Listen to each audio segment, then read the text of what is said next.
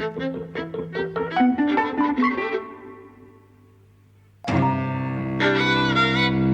and welcome to Eavesdropping at the Movies. I'm Mike. And I'm José.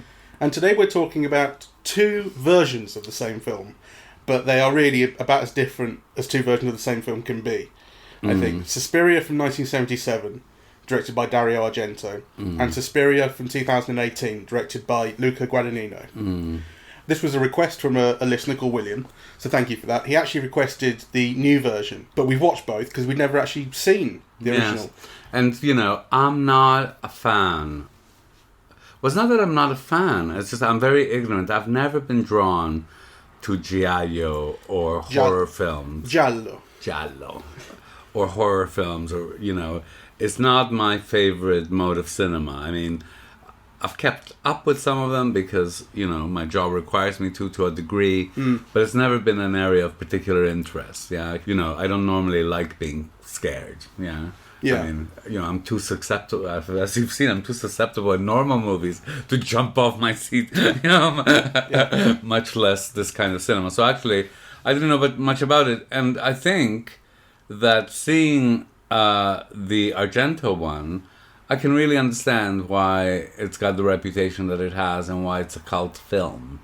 Yeah, I mean, I think it is fair to call it a cult film, right? Yeah. Despite the fact that it's very well known. It actually feels like giallo is kind of a cult genre. Yes. I think it's also called sometimes spaghetti slashers, in the same way that spaghetti westerns, you know, so it's like specifically Italian. Yes, because my understanding of giallo or whatever, you know, from the Italian perspective, is like they are the equivalent of the série noire novels that got film noir names, so to speak. Yeah, they're detective murders, that kind of thing. The name came from a series of paperback novels, I think. Yeah, that were the yellow cover. Right, exactly. Yeah. And they were thrillers, crime, that sort of thing. And then it became a film genre as well. Yeah, but I think here in England, at least, giallo suggests like the supernatural or witchcraft or slasher or that kind of thing.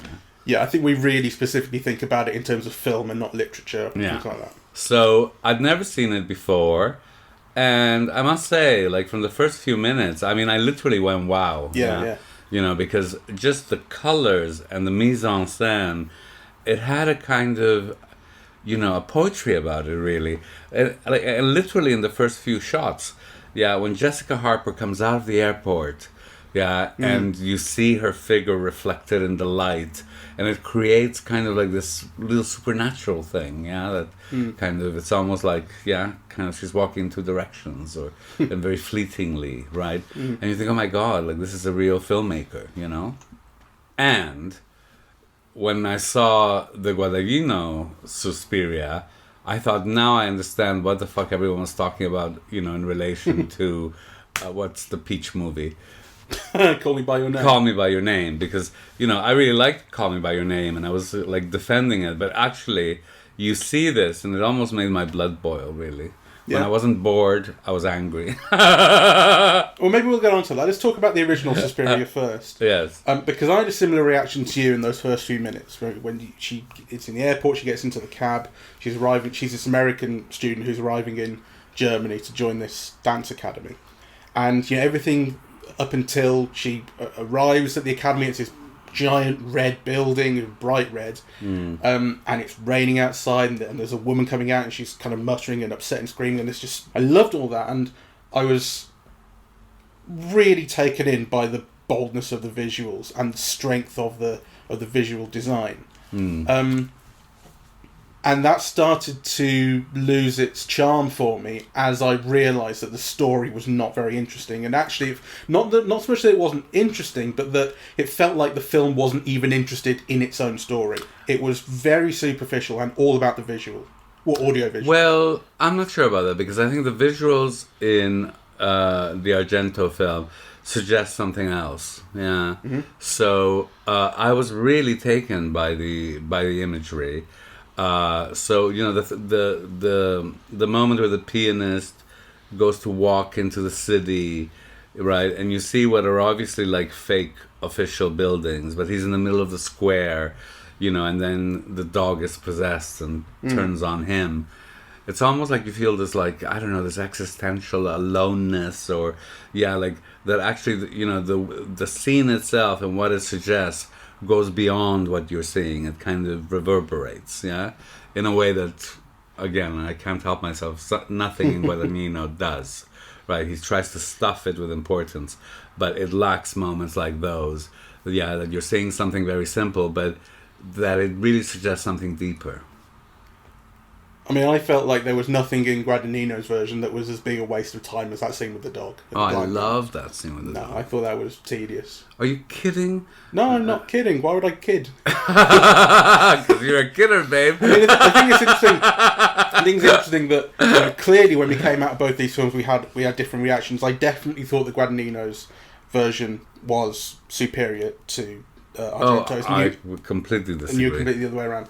What I also want to say, before we go any further, is that there will be spoilers coming up. And that may not be that critical for the original film, which I think people kind of know, but certainly for the newer one, which does take the story in different directions. There are spoilers coming up, so we are going to talk about the whole lot. Yes. Let me tell you, so some people make great claims for the original Suspiria, right? I think it made the New York Times list of top 100 films and so on. I mean, I wouldn't go there. So, I mean, I think, he seems to be a fascinating director, and the film is beautiful and in many ways dazzling. Like, some of the ways that the things were conceptualized, like you have this glass of wine, that is so close in that it melts with the door. I mean, those things are just, if you're interested in cinema, it's stunning. The score, right? And the way... Like Goblin, a prog rock band from Italy. I have no idea who they are. But it's full of, for me, fascinating things. The scene where she first goes into the school at night, and then there's the other woman running in the forest, right? And the way that it's filmed so that it has like a slight echo, or, she's going through the trees, so she's coming in and out of the image. I mean, those are really kind of beautifully done, and... I think the conceptualization of it is fascinating. And any image of that is worth like 1,000 of Guadagnino's, I mean. I think what I like overall about the aesthetic of the original, and I think it is a film that is entirely aesthetic, is this kind of fairy tale thing. And I said to my brother, we're watching Suspiria, and I know he's big into it, he likes it.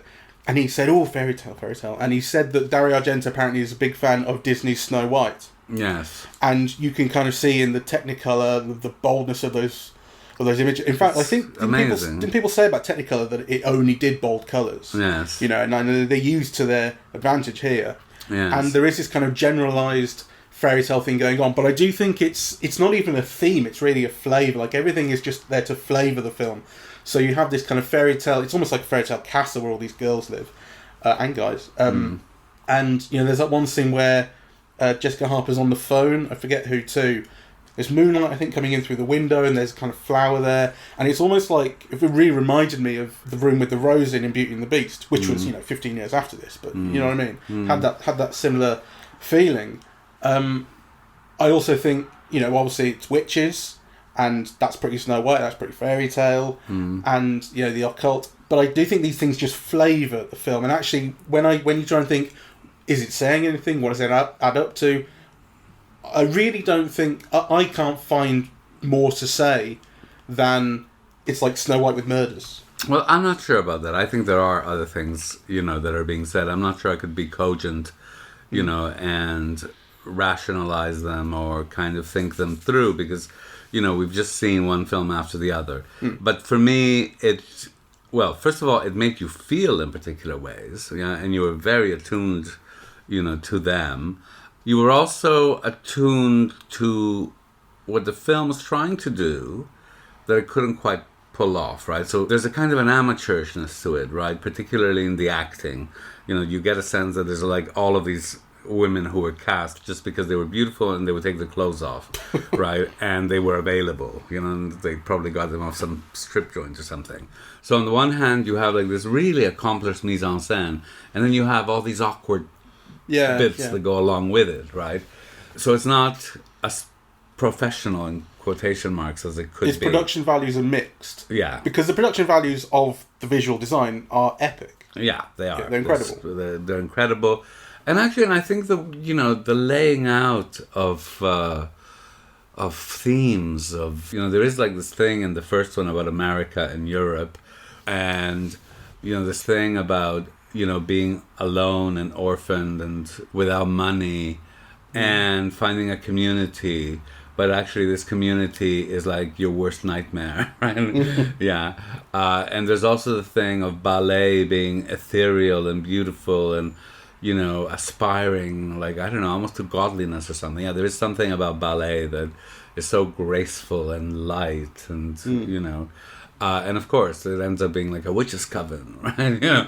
So I think the film is doing really interesting things, yeah? The blind man who relies on his dog for direction, who ends up being consumed by him, right? I mean, I think if you put all of those things together and think them through, I'm sure really interesting things come out of it. They're in the film.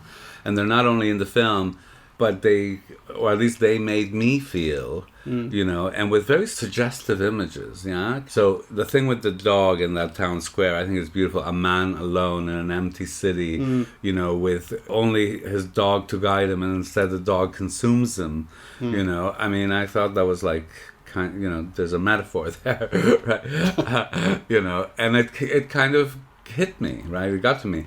The woman trying to escape, and being ensnared in what looks like a huge spider web, right? But obviously it's just like plastic, strings or whatever it is. Which bit was that? In the house, yeah. The woman who falls, who tries to run from one I thought that was to like barbed wire, like razor, like... Well, it might be razor blades. To me, it looked like a spider's web. Sure. Yeah. I think the design was to be ensnared in that. Yeah, right? no, I think you're right about that. But obviously they didn't pull it off. yeah. So, but I don't mind that. I don't mind if the idea is there, but the realization is not realistic in quotation marks. I thought the original had a campy quality, right? It's both about itself and it's also ironizing a little bit what it's doing, without removing the effect. I think you could see that partly in the casting. Yeah, I thought laudably, as like this matron, military, slightly Nazi, or, it has those connotations. And of course, she was in The Third Man, you might recognize her, from. And she was in that wonderful film, the Visconti film, and I forget the name, where she's a woman in love who basically betrays her country for the man she loves. She runs all over Venice, I think it is. Or was it Milan? It's from the 50s. Who did you say it was by? Visconti. Senso. Senso. It's beautiful. So she's the woman madly in love in Senso. And she's also in Bertolucci's 1900. And she's in Hitchcock, that film with Gregory Peck, I forget. The Paradine Case. The Paradine Case. And Antonioni? Il Grido. Il Grido. Oh, yes, my God, Il Grido. My God. Well, that's such a great film. Yeah. It's one of my favorites, in fact. Like, her presence brings all of that.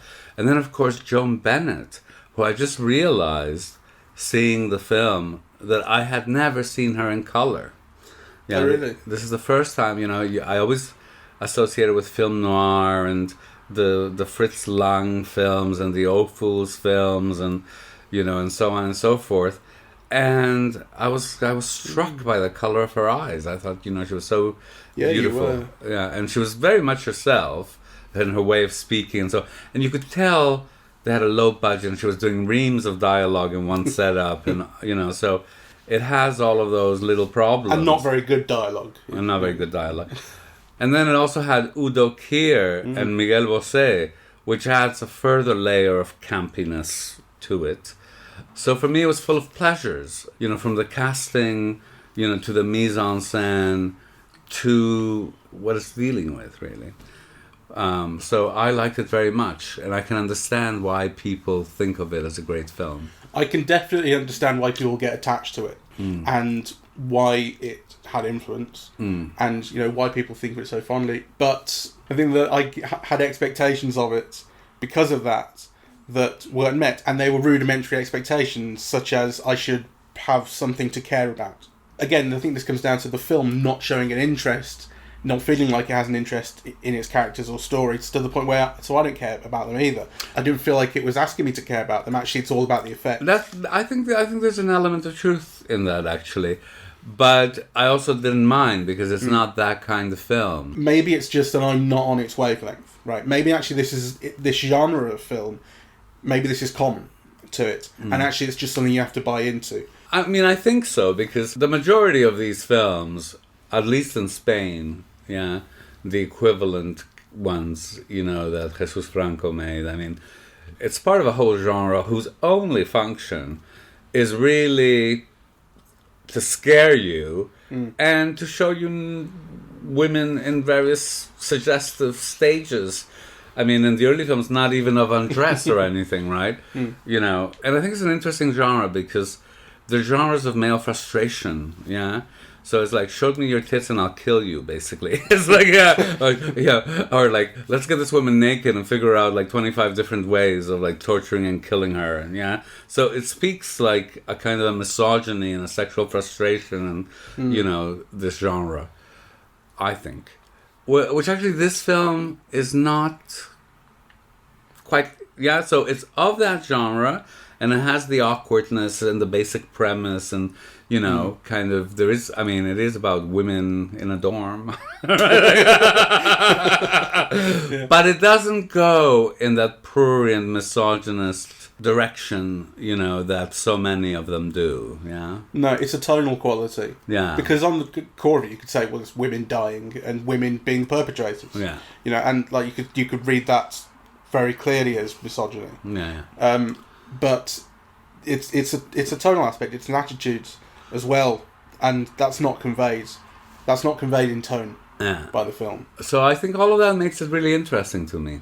Yeah, and I mean, I don't know if I'm attributing the campiness, right, or if it's something that is put there for you. I mean, it's not Rocky Horror, is it? I mean, I think it's maybe something that you find in it yourself. That's what it feels like to me. Maybe. I mean, certainly, I mean, at that time, Udo Kier and Miguel Bosé were like practically children, right? I mean, Miguel Bosé must have been a teenager then, right? Not even in his maybe 20 or something. He would have been 20, 21. Okay, yeah. So I am now bringing a knowledge of all that happened afterwards and the kinds of films and performances they end up doing afterwards. But I think, the use of Joan Bennett, I mean, she did do Dark Shadows on television, which, was supernatural. But, the uses of Joan Bennett and Ali Laudably, and there's also something, about the super aesthetization and the matter-of-factness of the horror, the kind of... It's an interesting tone. I'm not quite sure about it. Would you say matter-of-factness? I mean, it's hardly...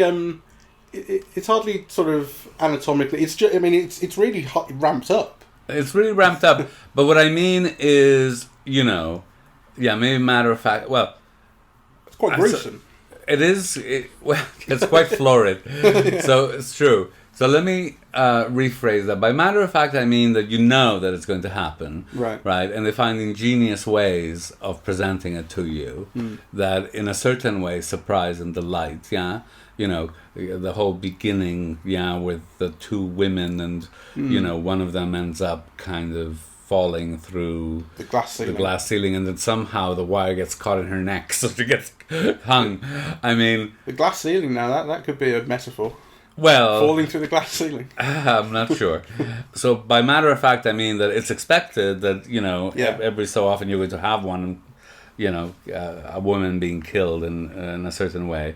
So that's what I mean by the matter of factness, I suppose. But maybe, I don't know, the regularity or the expectation that it will happen might be a better term.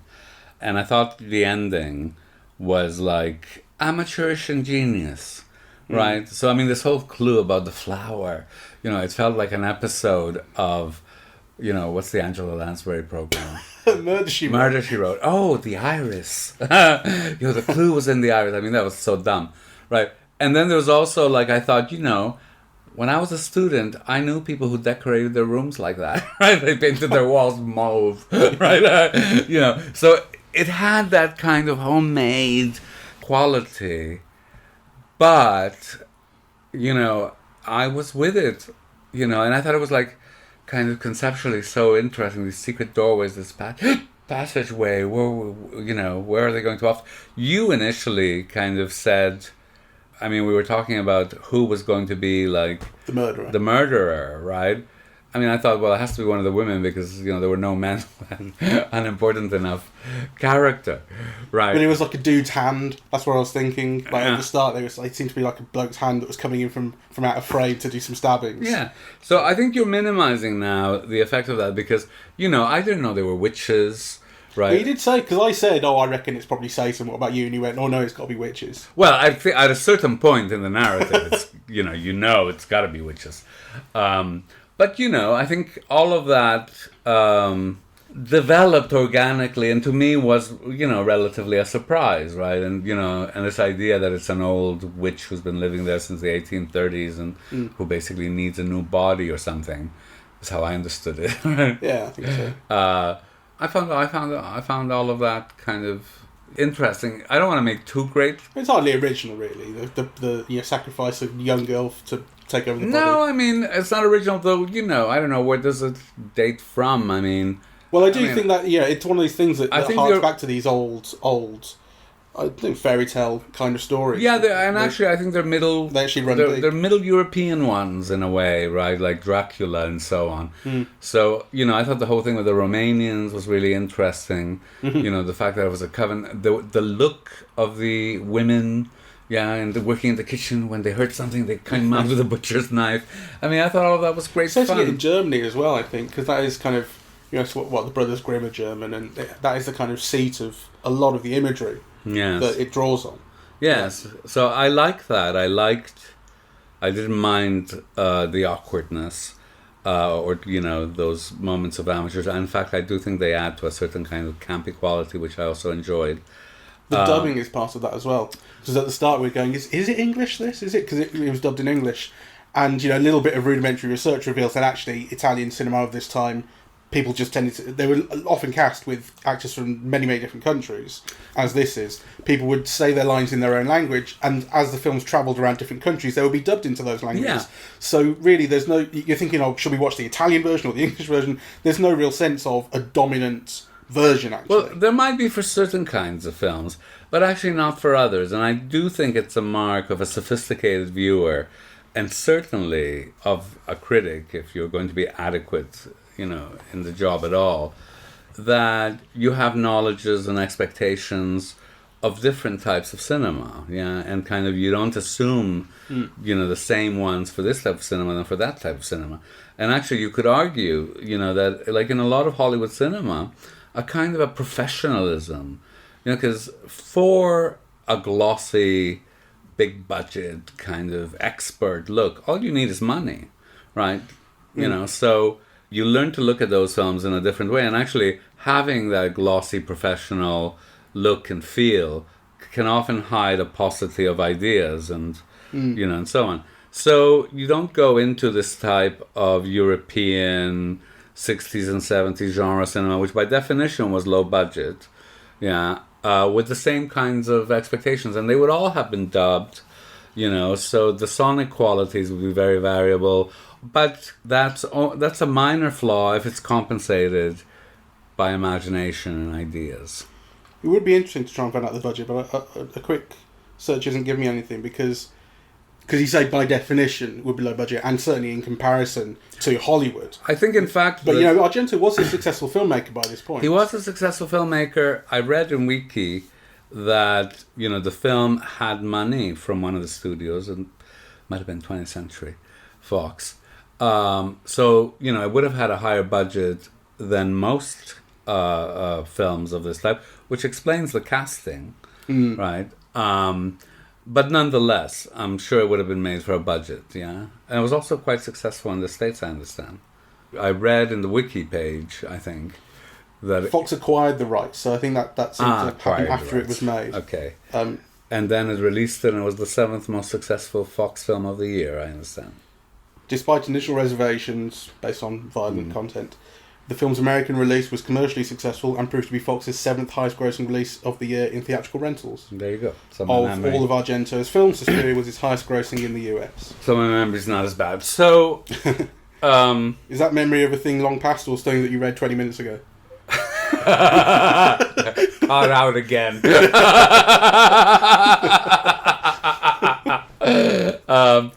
So let's move on to the remake. Yeah, which I hate.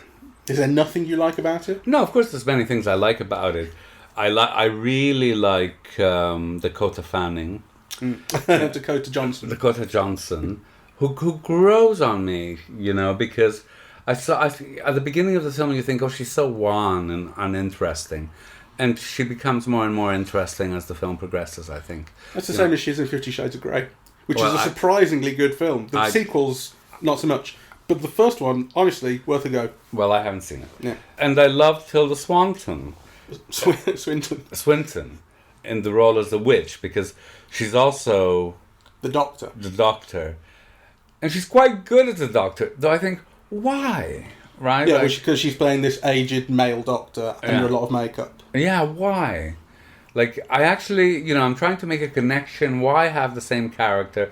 Can you imagine what a pain in the ass it must have been every day to put on all that makeup on her? And it just to feed an actor's ego, because really, it doesn't bring anything to the film at all that it's the same person playing that. No, and the thing is, if you know, or if you can tell, then the one kind of link that the film explicitly draws is the link between the scenes where the dance teacher, the female dance teacher that she plays, sits on the bed with Dakota Johnson, and then later, right at the end, Dakota Johnson sits on the bed with the Doctor, and it's this kind of mirroring of those scenes. But you're right. It feels completely purposeless, really. Noticing that is doing it a big solid.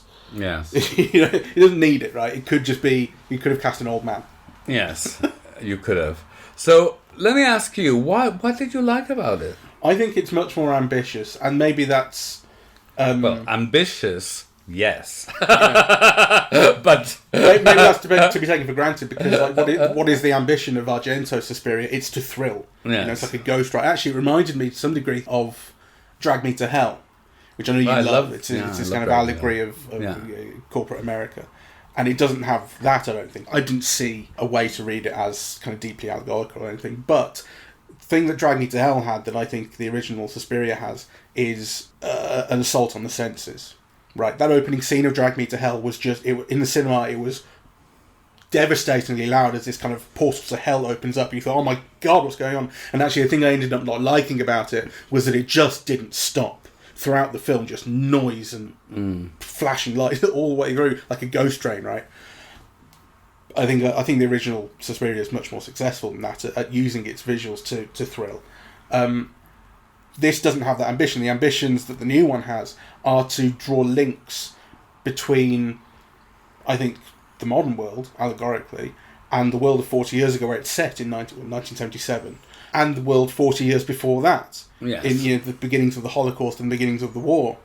Everyone is kind of living in the film with the past amongst them. So I think it's really interesting that the film has this backdrop behind it of the RAF.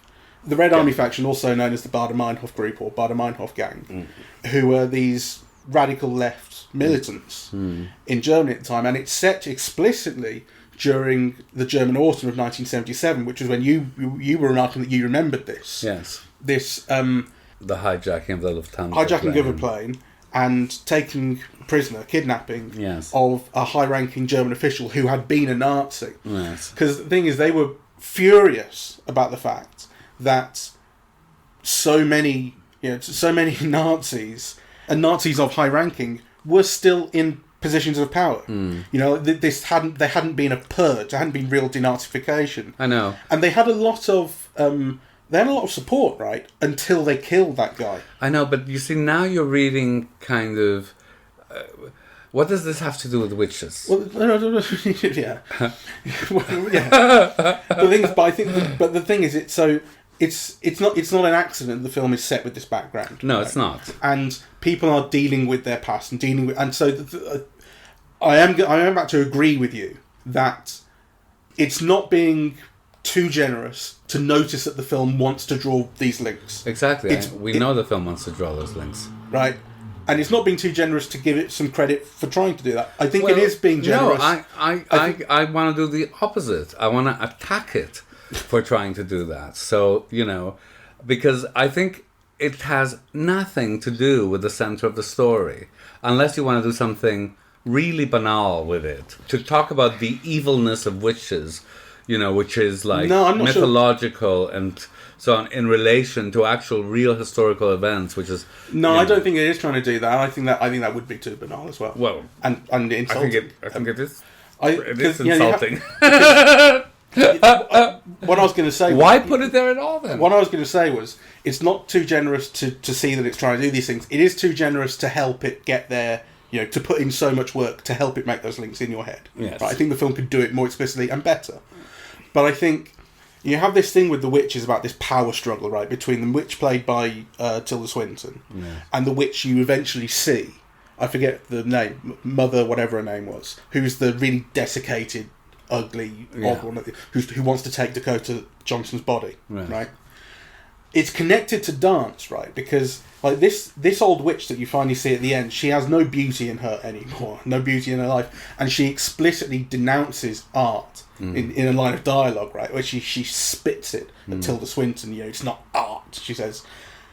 And Tilda Swinton is someone who you're kind of being conditioned to see her as evil. It's too strong, but kind of threatening and up to something. Right, when you see her throughout the film, and particularly in the scene where she gives Dakota Johnson powers. She touches her hands, touches her feet, and you see this glow that she leaves.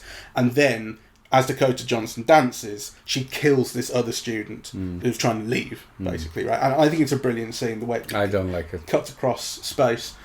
But as the film develops, Tilda Swinton develops feelings. Right, she softens, or you see her softening in her to the point where when it gets to the scene where Dakota Johnson is presenting herself to be sacrificed for the sake of this old witch, she's not up for it, right? She's trying to warn her away from it, essentially, without saying that in so many words. And I think it connects to dance, because she believes in dance. She believes in beauty. It's not just a front for her. Like the thing about the dance school being a front for the witches. It's not like a laundrette laundering money. It's actually something she believes in. This thing about the dance, this Vogue dance that they performed in 1948 or created in 1948. Vogue is, I think, quite a charged term in German. If you think about the Volkswagen, right? You think about like the Nazis tried to like reclaim or folk culture, claim folk culture for themselves to make Nazis kind of connected with German. And I think the idea of this Vogue dance is a reclamation of that. And I think it's a reclamation... Well, but I just think it's awful. I hated the dance sequences.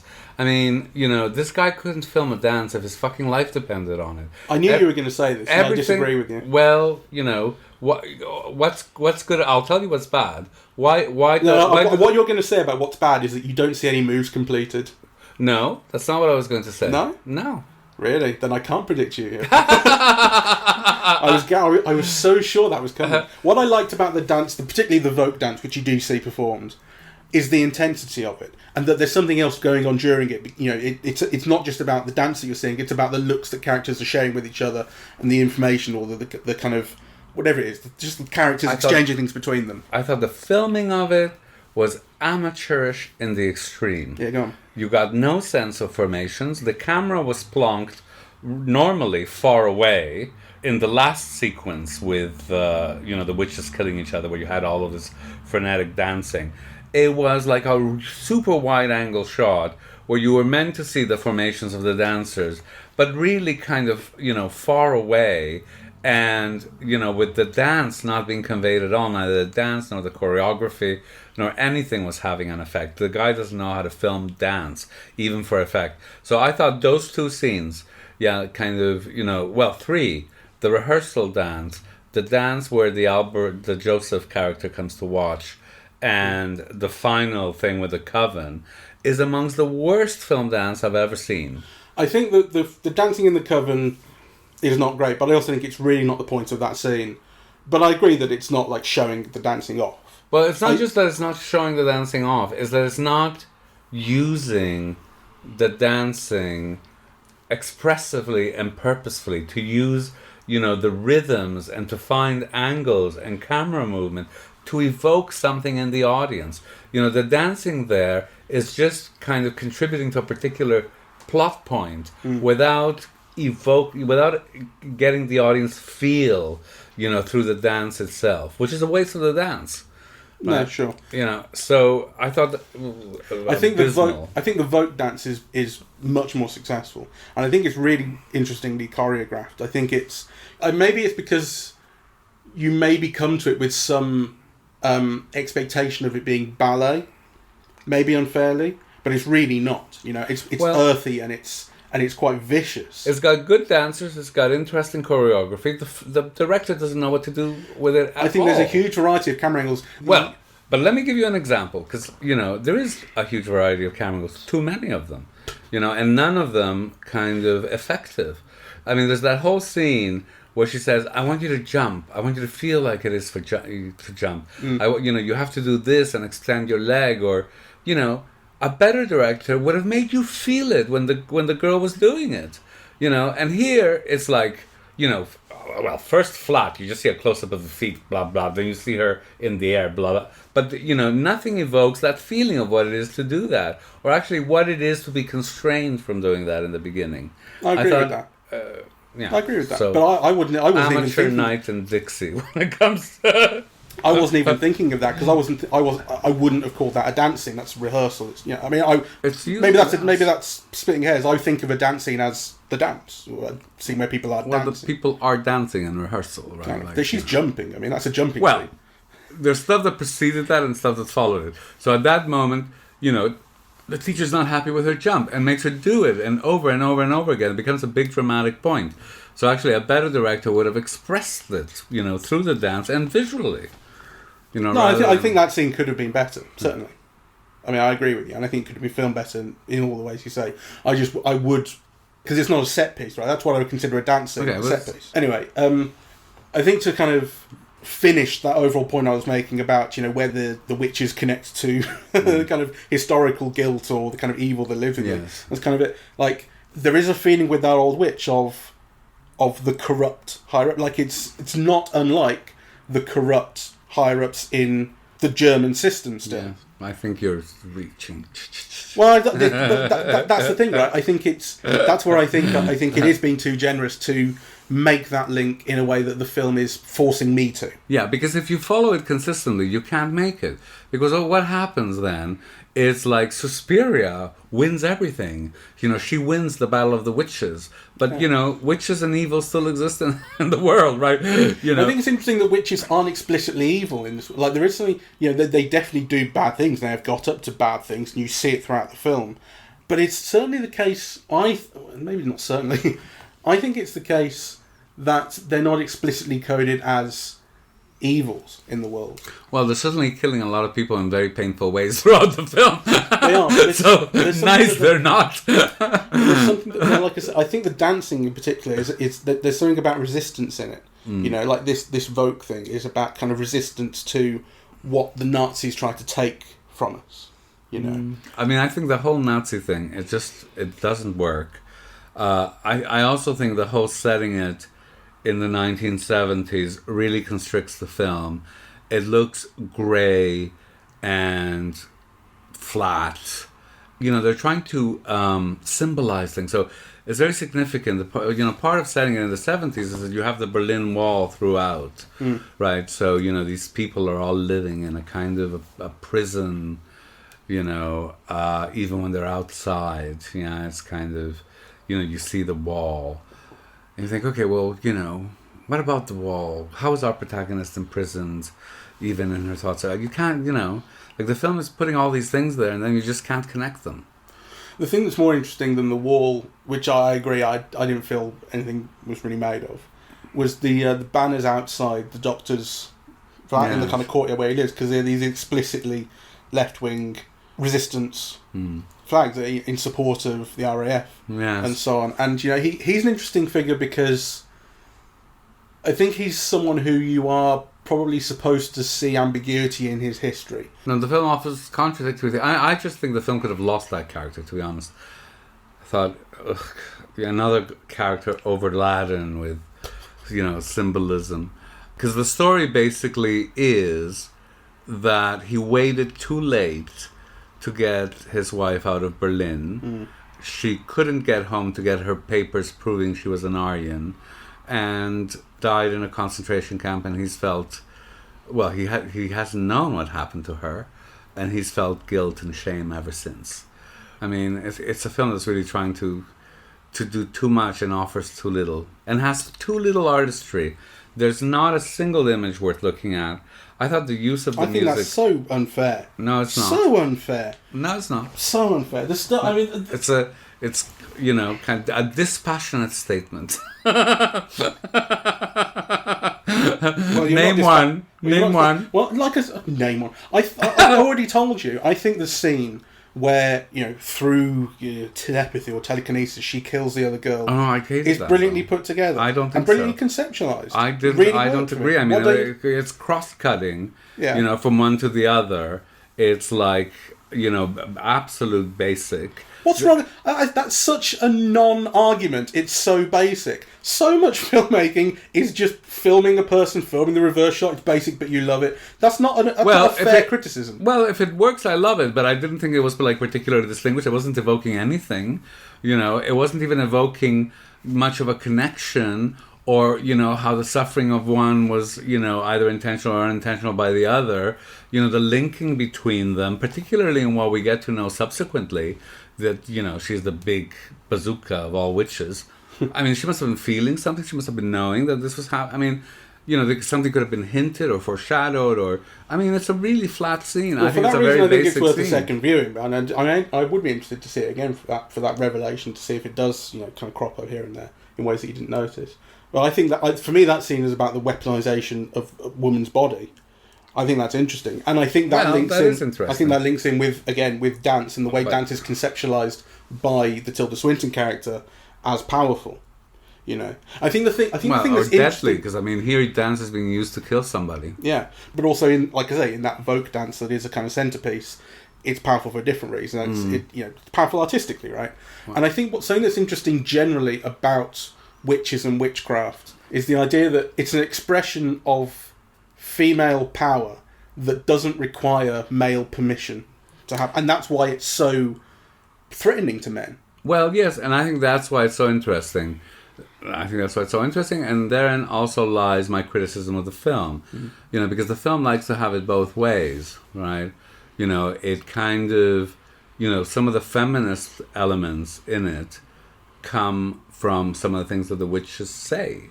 Right? Yet, the witches are the most evil, and they revel in their evil and so on. And who's the good person in the film is basically the doctor, right? Who is a man, but of course who ends up being played by Tilda Swinton. So, there might be layers to unpeel there. But I think it's a really muddled film. I think it looks really ugly, and not in an expressive way. It's grey, and the shots don't seem to have been thought through in relation to compositions, or to the expressive power of a composition.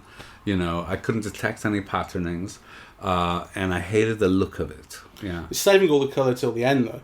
Sorry? Saving all the colour till the end. See, what Argento does is he goes, colour, colour, colour, colour, colour.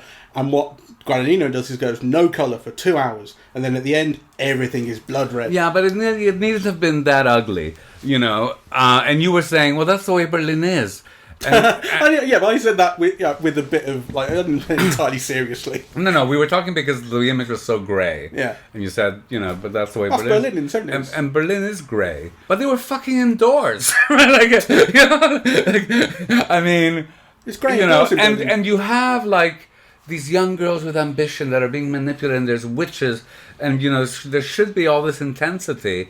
And what you're watching is this boring grey. And it's boring. It's not even interestingly used grey. It's just flat grey throughout. I hated it. Alright. I didn't hate it. I didn't say I didn't love it, but I definitely liked it more than the original because I think there's more to latch onto. I think the original, once you have appreciated that it has this extraordinary kind of visual style and kind of wildness, there was nothing even, nothing slightly below that surface for me to really get attached to. And I felt that really significantly because I felt that even the murders I wasn't enjoying. Like I wasn't getting the thrill or the excitement or the just like the laugh of how they went or anything like that in the original. Whereas in the second one, I kept on being interested in the murders and tortures because I did have something to latch onto with the characters who were suffering them. Well, I mean, I know nothing about Guadagnino, right? So I could be completely, off the wall. But my feeling in watching the films was that Dario Argento is an artist, and Luca Guadagnino comes across as some posh kid, trying to be significant without, having a sense of the form that he's working in. And I have now seen quite a lot of Guadagnino films, and I've liked them to different degrees. But this is the first time I really feel like this is such crap, and such pretentious crap. I think pretentious is definitely too harsh. I think pretentious is definitely too harsh. I think it's pretentious in the extreme, and that includes the dual casting of Tilda Swinton. I can imagine their discussions. You can imagine quite a lot. Well, just like I can imagine Dario Argento going, "Fuck it, who cares about the story?" I can imagine things too. Well, I mean, I'm saying it, because I also listened to Tilda Swinton had these conversations with John Berger. I love John Berger. I love Tilda Swinton, and the conversations between them were like, maybe I'm just not an artist, but they were really so pretentious. And I could just, but at least, she's a fantastic actress, and John Berger is, I've never read his novels, but I've certainly read his essays. He's a wonderful thinker, right? So, that kind of reaching, I kind of, in a way, I found it pretentious, but I also admire it. It's a kind of searching. But here, it just felt, that it was all reaching without any real sense of how to get there. I think my experience of watching Guadagnino films is, I saw I Am Love, which I kind of liked, though it also felt kind of awkward. Though there's this very moving dialogue about, a young lesbian's feelings, and I think Tilda Swinton plays the emotionally unavailable mother, if I'm remembering correctly. I also saw the remake of La Piscine with Ray Fiennes, in which I loved Ray Fiennes in that, but again the film had awkwardnesses, but actually I also didn't mind. And then Call Me by Your Name, I really loved it, and I my normal expectation would have been to not respond as I'm doing, because actually I am responding the same way that friends of mine were responding to Call Me by Your Name, right? Like, I thought, oh, that's so unfair. There's different ways of being gay and blah, blah, blah, and you're making all these defenses for the film. But whereas I saw this one now, and I felt, anyway, I wouldn't have wanted to react the way I do. It certainly isn't a prejudice against Guadagnino films or anything like that. I mean, I just thought those layers that you seem to admire, that you're attempting to make connections between those things, to me, it felt pretentious, overburdening, not very well connected to the story, if connected at all. I still haven't figured out how it really connects. I mean, if you wanted to make a film about the connections between Baader Meinhof and Nazis, why not make that film? The thing I really respect about the new one is that it takes what are, like I say, not even themes of the original film, but flavours, and actually tries to mine them for thematic depth and possibility. So I said to you, when we found out that the second one was so much longer than the first, I said, how do you make that film into 2.5 hours? You put a lot of Nazis and Baader Meinhof into it. That's the answer, right? And don't connect it. I think for the most part it filled the time pretty well. It made sense that it was getting us length out of that premise, because it really is just the premise. that it takes. You know, the premise and the bare bones of the story, and it changes so much beyond that. And the bit of the film that I like the most is, and I just went looking for the line on Google, is when Dakota Johnson's lying in bed, having screwed up the dance. Was it she screwed? The Vogue dance goes wrong, right? The girl breaks her leg. And Tilda Swinton comes in to see her. And Dakota Johnson says, "Why is everybody so ready to think the worst is over?" Yes. And there's this great thing in that line, and that's where I think it links to today as well. Because this film was made in the middle of the Trump years. And I think, you know, these films that are made in the middle of the Trump years, despite the fact we are now out of the Trump years, and so these kind of sentiments have very quickly, I think, lost a lot of that power.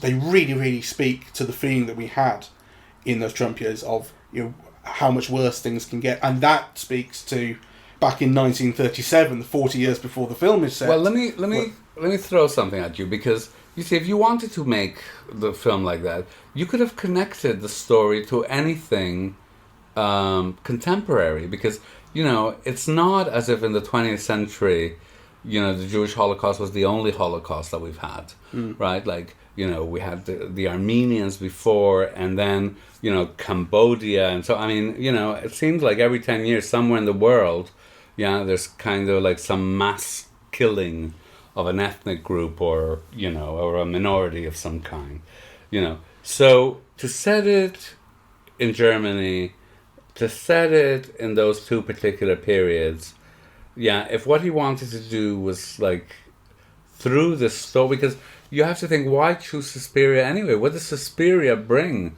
to an analysis of that connection between the 70s and the 40s? You know, which I'm still not getting, right? You know, so if... It feels like you're not trying. No, I am. I've listened to you, and you're not giving me anything. I gave you a whole paragraph. No, you're telling me, you know, that... I'm telling you what I got, and you're going, that nah, he's, well, you're telling me that he's trying to make those links. I know he's trying to make those links, but what did he do with them?